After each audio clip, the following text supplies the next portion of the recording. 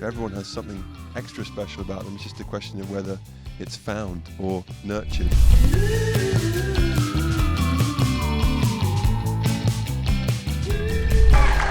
So, here we go. Welcome to this very special session, iHeartRadio 104.3 if on my stage. And this guy right here is Chris Martin. Say hi to Chris Martin. Hi. What's up, buddy? How are you, man? Nice to see you. Johnny, we've never met before, I don't think. Have we met? I don't think so. Nice to meet you. Thanks for doing this. We appreciate it. Pleasure. Well, have a seat, guys. Let's get right to it. You guys are right over here. So Those two we seats. were recording in here like an hour ago. Were you really? Yeah, look, our studio is right here. Oh my gosh. We were working and then we kicked ourselves out so that you So we could come in and do this? Thank you very much for that. I appreciate it. This is where we work, so we're so happy to see you all. We're like in their house. How cool is that, right? There you go, right here, Literally. gents. Oh, thanks. There you go, Johnny, right there. Thanks, Valentine. No, thank you guys for having us down here. This is awesome. What a beautiful place, too. Yeah, it's amazing. We haven't really been able to do anything here since COVID. So we managed to get this theatre a few years ago and then COVID happened. So this is the first thing with people. So thank you for being here. Yeah. When did you guys get back in town? Because obviously you were touring, doing some really big venues. When did you get back here? We were in... Houston on Sunday. We came Right. back late Sunday night. Yeah. Yeah. How great does it feel to be out on the road doing the tours again? It really, truly great. Yeah, right? In the most literal sense of it's overwhelming at times that I don't know. There's a sort of extra gratitude that we have and an extra excitement, and there's I think maybe I'm wrong, but like a little extra buzz just in the atmosphere Yeah. because everyone realizes this can be taken away at any time. Right, and I mean, the last album you guys did that during kind of like the pandemic. That was a lot of the shutdown time. So to be out touring on Music of the Spheres, that has to feel good to do that music live in front of people and bring it to them. Yeah. Yeah, I mean, we weren't really sure that it would ever happen again. You know? Oh, come on, Johnny. You knew it was going to happen again, right? But you don't know when. And Yeah, you for sure. don't know how long you're going to wait. We were going through lockdown after lockdown, and Right. so it looked like it was a long way off. Yeah. At some points, You can always do your job, but we can't always do ours. Yeah, that's true. He's got a good point. And so we, I think, have extra thank you for letting us work. Right, Yes. right. Whereas you get in the morning, I hear your show, you get in Yeah. I don't care. What are you talking about? What are you talking about? No, I'm joking. But we really had Yeah. it, playing in front of people is sort of why we exist. Where it's half of it. The other half is being in the studio and doing things to try and help people have a nice time. So it feels like the first time that it's been able to happen for such a long time is extra special. When they told me I'd be hosting an intimate evening with Coldplay, I was excited. Johnny had never met before. Chris is an old friend. He's come by the studio many, many times. And he's one of those guys, and I know I have that in some of your questions for tonight. He's one of those guys that is so incredibly endearing. I have a story to prove that a little bit later on, but he's just one of those great, great guys. Johnny... Is not. No, Johnny's horrible. I just met Johnny, a terrible person, absolutely terrible. It's yin and yang, I think. But there is something to that, the yin and yang. I'll drop my papers. I do want to ask about that. Thanks, Chris.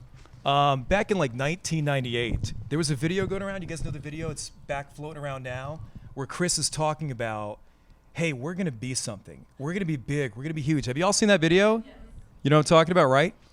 Did you guys really know? When you said that stuff in 1998 on that video and said, we're going to be big in a couple years, in 2000 we'll be this, in 2005 we'll be this, did you know or did you manifest this? How did it go down?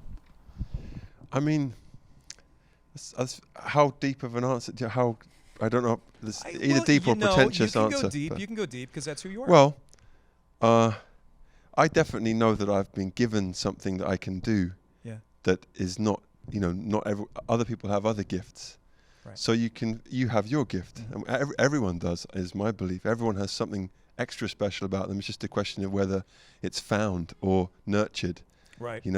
So I felt like, I seem to hear songs and receive songs, and I really like them. And my best friend has his gift, and it seems to fit with that gift. And then we make things, and this friend seems to really like it. So I think by the time I said that thing, I felt like, we're going to reach some people, but I was also like a kid with bravado. Oh, you were so jumping up and so down. It was a real, so much fun. It was a real mixture, like most young people, of like, I'm going to be amazing, but not really Right. It's a real mixture of believing it 100% and thinking it's a joke, and you're just saying it to sound ridiculous. But it's so funny to look back at that now and see you, and you're kind of still the same guy. You're still jumping up and down. You're still having fun. You're out there just living your best life in that respect. Yeah. Yeah, I love that. We love it too, you know. I think that it's funny, we've been having some weird stuff around the band recently to do with COVID and business and environmental stuff, and I think that the thing that always brings us back is that we really love each other, we really love the music we play, and we really love connecting with people. And today we were having like this kind of crappy meeting, and we were all a bit down, and then we came in, we were playing a new song, just the four of us, and I was like, oh, all of the nonsense is worth it, because at the center of it is such joy, and that's where we feel so lucky, because it's a real privilege to have a job that you love, and not everybody is afforded that. Well, let's talk about, you touched on new music there. So Music of the Spheres, we all love that album, and now I find out that here you are, you're recording. What are you recording? What are you guys up to? Well, we're doing some new songs. Okay. Trying to work on some new things. You're always doing music, because you write songs almost like every single day, right? Yeah, it doesn't mean they're good. At all. Yeah. But yeah. Is this? It's not another album. It's just you're working on songs piece by piece. Well, hopefully it will be another. Yeah. Okay. We have 3 more albums to do, and then you told me that, and one of them is going to be a musical, right? Yes. And it's got a tap thing. It's all tap dance. The tap thing was, I think, me joking with you, but oh God, I was excited. Yeah. He came on the air and he told us they're going to do an album. It's a musical, right? And I don't know if it's going to be for stage or screen or whatever. But I thought there was a big tap thing, and I was going to learn tap to be in it, but I just got shot down. Well, the true story of that is that as we get older, we are interested less and less in being in videos, and no one really wants to look at 4 50-year-old men. I don't think I was ever interested in being in videos. Johnny, that was never my thing. That's true. All right, so me. Yeah, you're right. You've never come to me and said, you know what I'd like to do today? I really want to be in a video. Yeah. And so now with all social media, there's so much room for creativity and working with amazing animators or amazing storytellers. And then my equal favorite film is Mary Poppins. Didn't you have a crush on Mary Poppins? I had a crush on Mary Poppins, yeah. Yeah, like your first crush, right? Yeah, I stayed outside a house for... No. But so Mary Poppins and music and singing in the rain and things like that. So we've always wanted to do that. Wanted to try and do that. So we're trying. We're at a very lucky stage where we're able to try things without fear of failure, and if they fail, it's okay. So 3 more Coldplay albums. Yeah. One of them a musical. Yeah. We talked about collaborations. Do we have any more collaborations on the horizon that we'd like to know about? I don't think any that are worth mentioning at this point. Yeah, nothing concrete. Do you, like when we had talked about BTS, when that all went down, we kind of caught you off guard on a Zoom call, and you basically, Johnny, I don't know if you know this, but he basically got caught. The whole BTS thing, he got busted on a Zoom, and it went viral. It was great. His face was just like... Well, it's making it sound like I was dealing in illegal substances. I don't think you can say I got busted and caught. Like, we had him in cuffs. It was a great time. Yeah. But so when we talk about like collaborations, do you reach out to these people? How does it work? You know, I always wonder that. Yeah, well, the song kind of happens first. Does it? Okay. Definitely, and then the song Always. sort of asks for the person. Does it? In a weird way. It sounds like a stupid thing to say, but it really. We do the song, and then we're like, okay, this is calling for somebody. Right. With that song, with My Universe, BTS, the song is about people telling you can't be in love with this person, or you can't like that person, or you can't associate with these people because of a border or a difference in belief or whatever it might be. And so the song is about overcoming those borders. So we thought, and someone had mentioned the idea of us doing a song for BTS. Right. So we thought, well, wouldn't it be cool to sing this with the least likely other act that we would collaborate with? Right, right. Which is a Korean boy band. Did you know much about K-pop prior to? I mean, a little bit at that point, yeah. It was because getting we very popular. really liked BTS, and you know, it looked kind of cynical on paper, even to us. Right. But we really loved the song, and we went to work with them in Korea and asked them to translate things into their version of how they would sing it, and RM did some lyrics, and then J-Hope and Sugar wrote their raps, and so it became like a real organic collaboration, and now it seems like the most natural thing in the world, and that's the goal with any collaborations. We haven't done that many, but we're really lucky that all of them have been led by the song, like Jonny says, and they end up feeling like they were inevitable. That's interesting. Yeah. I like but that. we have to be careful with doing them just for the sake of them, because that's when people can smell when something isn't authentic. Right, and then it's just for publicity or marketing or trying to get your name out there, and that's not who you guys are. But you know those things are sometimes a byproduct, which is beneficial if you're an older band. Of course, we're realistic about that, but we would never do it just for the sake of that. It has to be that we love the song and that there's a story to it, and we get a buzz from it, and so do they. So we're going to do some music. You guys are doing some songs tonight for us. And we're in a very small venue right now. I think we maybe have like 75 people in here. So it's a very We didn't sell it out. No, you didn't sell it out. I'm so sorry about that. I don't know what happened. We got some empty seats. We're going to try and get some seat fillers in a second. We're used to it. But so we're in this intimate venue, and you just came back. You did Houston. That was a big thing. And what you did for Houston was very nice, by the way. If you guys don't know that, they sang a song for Houston because of a big hurricane back in 2017. And that was a show you couldn't do. So going back to Energy Stadium, this was you guys coming back to Houston and doing a song specifically for them. Yeah. Yes. That was pretty powerful. It was, yeah. Have you heard the song? No, I haven't. It's not that powerful. No, it was okay. I liked it. I thought it was pretty good. But you were doing it for them. That was the reach out. I watched it on YouTube. It's like sort of grade 1 country song. I think it's more about the gesture than the quality, which is generally the story of our career. Oh, stop. No, I'm joking. Stop.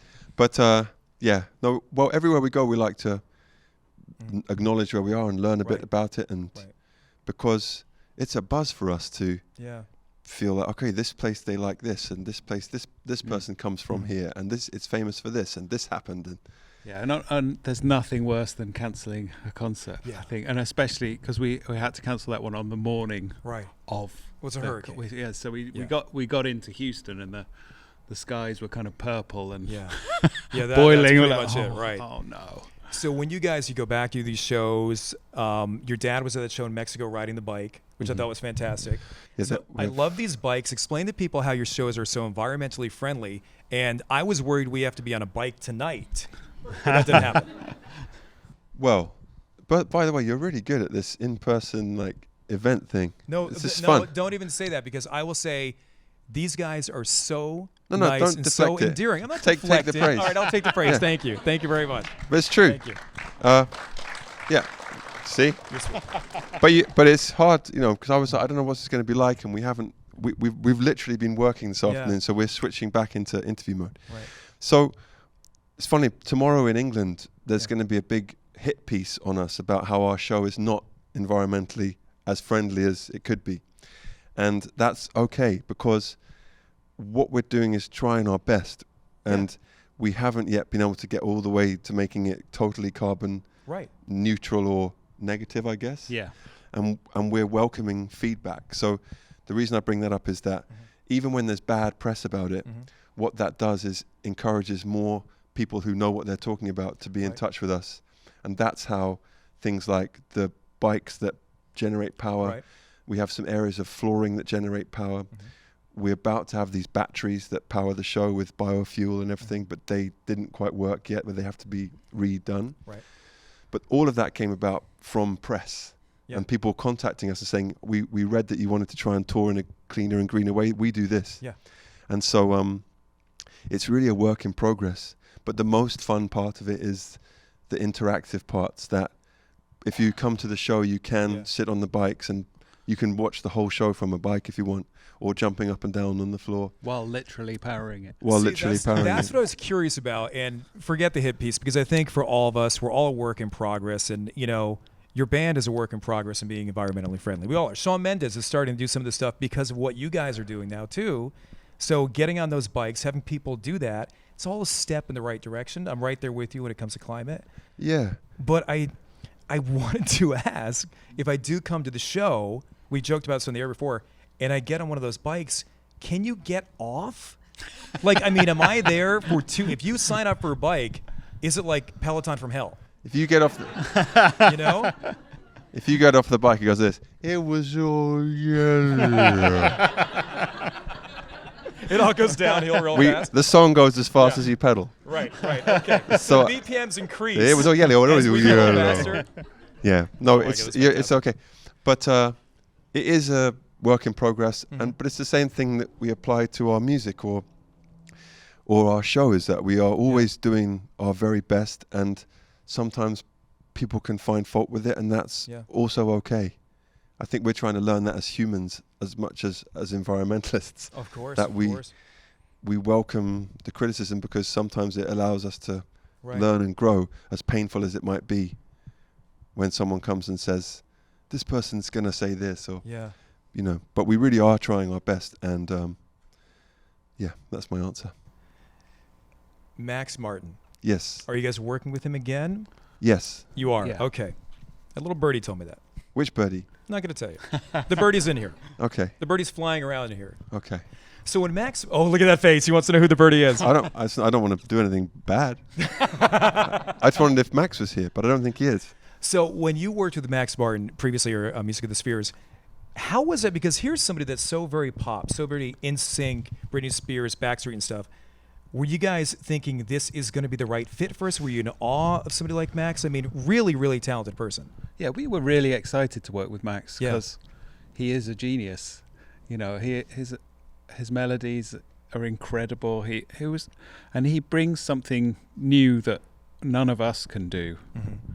You know, and he's a lovely, really lovely person as well. You know, we had some of the most fun we've ever had in the studio with him. Yeah.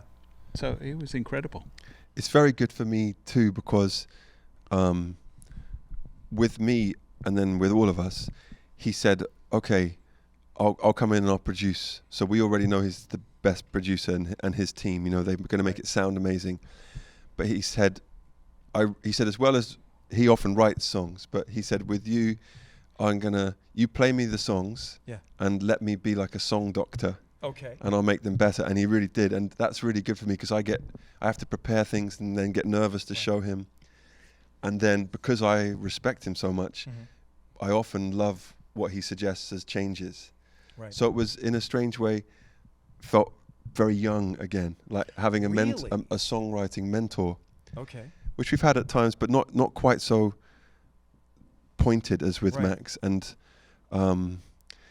he'd never really worked with a band before, like in the way we did, and so it was new for both of us, for all of us rather. Right, but that made it very fresh. Extremely fresh, and we all have so much respect for him that he could tell us things that we might not let other people tell us. Sure. Like, what if you went here instead of there in that song? And I think going forward we'll do more of that, and then maybe try doing some co-writing as well. Yeah. But his production is just awesome. You know, it's funny. I have a 14-year-old son. We've talked about him before. Colin wishes he could be here tonight, but he had soccer. I'm sorry. That's okay. Soccer's important stuff. Yeah, it is important. Yeah, very important stuff, right? Very important stuff. And it's always funny, like, he doesn't necessarily, he gets my job, but sometimes it doesn't impress him very much. Are your kids impressed by what you do, or is it just, hi, Dad? That's a really good question. No. And a really short answer.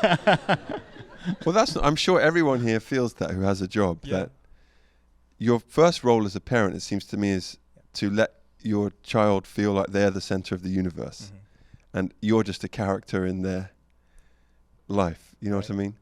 So as long as they've got food and shelter and they can see their friends, they don't really care how it happened. That's truth. Write it down. That's 100% truth right there. So on one level, they just couldn't give less of a shit about what you do, as long as they've got what they need. And that from what everyone's told me, that's our primary role, to sort of not even be noticed. Right. The struggle is not you shouldn't be coming back and be like, I'm the best radio host in the world, man. Look at all my awards.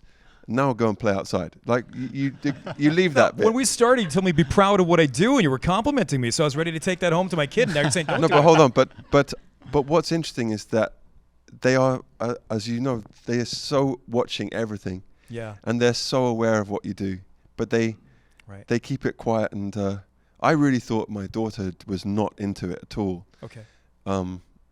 and that she just kind of put up with it coming on tour sometimes or whatever. And then last year at Christmas, she said, "Oh, Dad, you were in my end of year list," and it like broke my. It was like Christmas Day. Right. I was like, "What do you mean? You've been listening?" Right. She said, "Yeah," but she doesn't feel the need to talk about it, and I don't know. So that's sweet. They do care, and I know they do. You know, on Johnny's wardrobe case in our dressing room, his kids have written how great he is. But that's nice. So they care, and they also are. They're free not to care. Right. Exactly. Yes. I got a couple more questions, so we do want to get to some music tonight. Are we going to speak to people who come? Yeah, with I've got some questions from the audience too. I monopolized your time. I'm sorry. No, I it's never good. went to my we're cue okay cards. for time, by the way. What time? Oh, you are? Yeah, we're good. Oh, good. We don't have to be in Phoenix till Thursday. So you're okay. And people have come from not just the neighborhood, right? Yeah. All over. That's really kind. Did you try the food truck? No, I didn't have time to. Oh, it's really good. Okay. Did you try it? No, I'm on a frontman diet. Oh, okay. Yeah. I need to be on the frontman diet. No, you don't, because you're on radio and you look great. Veronica's question here. What is your Who's greatest... Veronica? Veronica, where are you at? Hi, Veronica. Hi, Veronica. Veronica wants to know, what's your greatest accomplishment as an artist? What a great question. Where did you come from? Covina. Where's that? California. Okay. Down the street. Okay, cool. Great. All right, that's great. What's your greatest accomplishment as an artist? Well, I think sticking together as a team is pretty up there, because we are definitely better than the sum of our parts. For whatever reason, the universe put us together and we sound better as a group. When did you learn that? 1999. Really? Yes. That early on? Yes, we fired our drummer Will for a day and a half. And we were very, very sad. Johnny was very You're out against of it. sync? Yeah, Johnny was against it, and I said, "No, everyone, we've got to get better at music." No, we just were confused. Yeah. And then I woke up in a cold sweat, and I was like, "If we don't keep this group of people together, that is our band, and we all can get better at our instruments, all of us." Right. It's just that the drummer always gets blamed by a producer ahead of the front man. Do you know what I mean? But Why does the drummer get blamed? Because it's the easiest thing to say. He's not in time. Right. Yeah. And also, singers have much bigger egos. So we can't blame you. It's harder. It's harder to say, "Look, this song is awful and you can't sing." And guitarists don't have to play in time. Yeah. Right. So anyway, so we learned it then, and ever since then we split everything, and we share the credit for everything. Brilliant. And that is the most important achievement, I think, because if we didn't stay together, we wouldn't be able to make any art. Has the chemistry grown since then? Yeah, I think so. I think so. I think it sort of feels better than it ever has. I don't know. What a great spot to be in. Yeah. Really, that's awesome. Will made us laugh today, our drummer. So I think the fact that he can make us laugh, even when we're a bit stressed out, is really good. So we are closer than ever in many ways, yeah. Stephanie, where's Stephanie at? Steph had a question. Hi, Stephanie. Stephanie writes, you exude such a light with your words and presence. What inspires and grounds you? Is there anything that challenges your positivity or gets under your skin? Yeah, well, that is an amazing question. Where's Stephanie? Yes. Go on, John, do you want to answer? No, you go. Well, I think in my own life, one of the reasons why I exude positivity and all that stuff is because I have so much negative thought and stress. But I work really hard on finding people and tools that can help me alchemize it. I think you'll find a lot of people who have a very positive thing are dealing with a lot behind the scenes. And I'm just really lucky that I get such good guidance, or I'm very good at noticing, well, that person's doing this. It might be meditation, or it might be a technique to release anger. Yeah. You know, I'm also in a band that is really popular, but also takes a lot of heat. So we get if I went on Twitter, I would really struggle to be positive for looking at all the comments. You know what I mean? Right. But I'm human. I'm also every human is like that. We're all carrying, unless you've got a chemical imbalance, we're all carrying loads of positivity and loads of negativity. Yeah. We wake up and think, I'm the best radio host in the world, and I'm an idiot. Like how can we, you know? I'm imagining, but you know, we all have that. Unless I'm crazy. No, I say that every morning. We're somehow we're somehow carrying these two images of ourselves at the same time. And so I'm lucky that I'm surrounded with really amazing friends who are also interested in, like, how can we look at life positively? Right. And we seem to make music that naturally wants to be optimistic at the end. It often starts quite down. Yeah. But there's always a message of like, and this is how we'll feel better. And that's because I need to hear that. And so what was the question again? It was how you stay positive. Right, basically that's Or do you ever get negativity? Yeah, do you find negativity in your life? How do you stay positive? Every day. Yeah. Every morning. I do a thing where I write everything that I'm thinking and then burn it for 12 minutes. Yeah, every day. Yeah. Like, this person said this, or I feel upset about this, or I'm a bit fat today, or I saw the audience didn't like this, whatever it might be. Or what's going on in the world. Right, of course. Forget about in your own life. So there's negativity and positivity in equal amounts for every human, I think. And it's just a question of the balance, how you can alchemize. Yeah. See, I think with you, just having seen you over the years and interactions over the years, you just, like the young lady was saying, you exude so much positivity. I think that almost forces you to be positive. Like, there's a story, and it may not be that entertaining, but I'll try it anyway. Chris came in one time, and my wife is enamored by Chris. She would probably maybe go down the road with him and not come back. I don't know. But she really loves him, right? So I said, listen, if we ever come backstage, will you please run up to me and be like, oh, Valentine, good to see you, mate. How are you? Hello, how are you? Good to see you. I love you so much. Do all this stuff. That is dead on. Yeah, thank you very much. I've been practicing. But I said, will you do that to impress my wife, right? So a few minutes goes by, the interview ends, and Chris is making the rounds now, talking to our different bosses and stuff, saying hi and being very nice. And I walk around to the side of the building. Chris sees me, runs up to me. Oh, Valentine, how are you, mate? Good to see you. Love you so very much. He goes, I'm just practicing. The nicest guy in the world, and made me feel so good. And all of a sudden, everybody at iHeart's like, oh, my God, Valentine knows Chris Martin really well. Well, we do at this point, remember that? Yeah, I do remember that. Okay. And, I am a nice guy, but I'm also a terrible guy. I'm a human guy. Yeah. You're not that bad. No, but Oh, so I thought Johnny was about to go, let me give you some examples over here. Yeah. This is from Amy. Where's Amy at? Hi, Amy. Hi, Amy. Hi.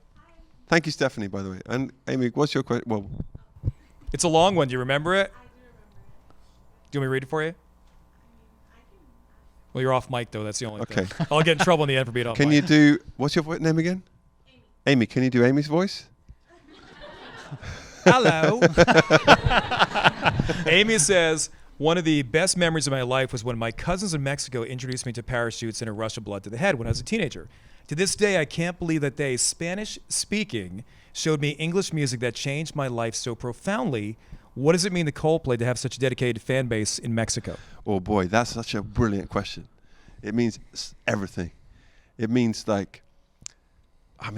we were just there in Mexico, a month ago? Yeah, last month. And it's just like winning the lotto every 2 minutes. Yeah. With the nicest people in the world. And I speak a little bit of Spanish, but not enough to understand any negative criticism. Brilliant. That's the way to do it. So all I can understand is increíble, fantástico. I'm like, wow, they really love us here. And the more nuanced bad reviews, I just feel like I can't understand. So I have this image of we go, Sure. and but for whatever reason, when we're in Spanish-speaking places, we are just particularly happy. Mm-hmm. And I don't know if there's a reason for it, or maybe it's the same way that I feel about Sigur Rós, who sing in Icelandic, or Stromae, who sings in French, or Rammstein, who sing in German. Holy cow. Maybe there's something I don't know, you're allowed a bit more of an imagination of what the music means to you, because you're not specifically always knowing what the singer's trying to say. Well, I think you're one of these bands that crosses cultures, crosses language lines. And I don't know when that started for you guys, what album that really hit, but you really do, around the world, have such a large fan base that you cross those cultural lines where they may not understand what you're singing, but the music somehow still comes alive to them.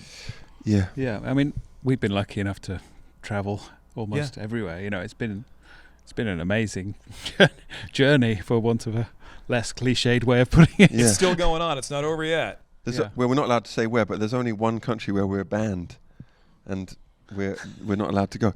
But apart from that one, but I will say this, Valentine. Yes. You know, I'm also well aware that going back to Stephanie's thing, it's very easy to be positive if you're relatively wealthy or healthy. Right. So I also understand that, and we're always talking about, you know, oneness and togetherness and empathy and all that, and I also have to remember that it's very easy for us to say that stuff too, because we travel around loads of different countries just seeing how people are similar. Yeah. And they're all saying nice things to us. So it's easy for us to say, you know, we're one family on earth, and we should really be kinder to each other. That is the privilege of travel, is that you can lose your fear of the other. Yeah. And that's... But you and I talked about like socioeconomic status and stuff. You were kind of touching on it there, and how, you know, we're asking the world to be more friendly for our environment, to do the right things. And, you know, people want to eat organic, but organic costs a lot of money and stuff. Yeah. So I know that you guys recognize how blessed you are, but all the steps that you're taking, I mean, I thank you just because I got a 14-year-old son who goes, hey, Dad, now we can only water our lawn like once a week. What's going to happen in the future? Will I have water for a shower? Will I have water for whatever? So all the steps that we all take is an impact. And I love that you guys do that. You know what a cool thing to do with grass is? Yeah. It's just to let it grow. Like we've done it here. You see, one time about 6 months ago, I was here and there was a guy had come to take the weeds out. And you're like, let him grow. And I said, let him grow. Right. And now we've got all this like natural grasses. Right. And like 6 months ago, that was all like dusty. And we haven't done anything except just let nature do its thing. It's incredible. Yeah. Nature finds a way. Yeah. Jurassic Park. Yeah, it is. It's really not my line. No, it's funny. And, you know, yesterday I was feeding the dinosaurs. Were you really? Okay. Yeah. But it does find a way. And do you guys have a favorite movie that you always, when it comes on TV, and we're going to wrap here and do some music in a second. Yeah, we have loads. What comes on TV and you go, I'm going to watch that? Back to the Future. Do you like Back to the Future? Yeah. No, we love Back to the Future. Okay, close your eyes. I'm going to give you the best treat you've got all week. You ready? Really? You got to trust. You got to trust. I trust for sure. We got to go back. It's your family. We got to go back. Marty, we got to get in the car. It's your family. We got to go back. Christopher Lloyd. Where is he? Christopher Lloyd. We love you, man. We're such big fans. Hold on. That's what you guys clap for? That was the wrong thing to clap for. Trust me. Back to the Future. Yeah. Mary Poppins. Oh, of course. Casablanca. Yep. Life is Beautiful. What's it called? Wall-E. Oh, yeah. Let's not end up like that. Coming to America. Great. I mean, they're all brilliant. They're good ones, right? They're good ones. Yeah. Well, guys, this has been an absolute treat. Thank you very much. Seriously. Thank you. Yeah. Thank you all for coming. Yeah. Lovely. So when we started this My Stage of 104.3 MYfm, and we talked about having Coldplay and doing this, and Johnny, thank you for coming. I didn't know you were going to come until today. Thank you for that. That's okay. You're welcome. Welcome, mate. Good to see you. You know, these intimate sessions that we do with iHeart are so much fun, so I hope you guys really enjoyed it, and I thank you for coming out tonight. Thank you very much. Thank you, Thanks, Valentine. everyone. We love you, man. Well, seriously, thanks for coming out. We hope you enjoyed yourself. We do so many of this with iHeartRadio, but I think this one with Coldplay, I think this was really, really special. And I know some of you are on flights, off to see Coldplay. Unbelievable. There's magic happening in here tonight. There really is. And if you are local, listen to 104.3 MYfm. That's where I do the morning show, Valentine morning. If you're out of town, Salt Lake or different places, you have lovely radio stations, but you can listen to us on iHeartRadio if you search 104.3 MYfm. Thanks very much for coming out. We appreciate it, guys.